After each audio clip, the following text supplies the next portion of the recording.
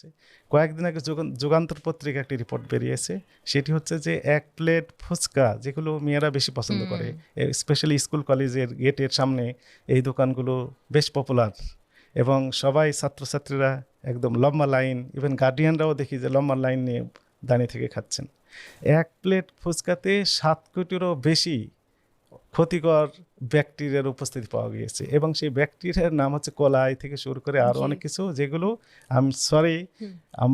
পায়খানার অর্থাৎ মলমূত্রের যে উপাদান জীবাণু সেগুলোর উপস্থিতি এগুলোতে পাওয়া গিয়েছে। এগুলো খাওয়া খুবই অনিরাপদ, এগুলো আমাদের অ্যাভয়েড করা উচিত। আমি কি বলবো আসলে জানি না, আমিও রিপোর্টটা দেখেছি, এরপর থেকে ফুচকা খাওয়া আমিও বাদ দিয়ে দিয়েছি। বাট আসলে অ্যাওয়ারনেস ইজ ইম্পর্টেন্ট, বাট এর মধ্যে দিয়েও আমাদের দরকার হচ্ছে যে আমরা কি খাচ্ছি, এটা আমরা যে ঢুকাচ্ছি ভিতরে, এর আগে এটা নিয়ে একটু স্টাডি করা, একটু দেখা পরিবেশটা, তাই না? এই জিনিসটা অনেক ইম্পর্টেন্ট।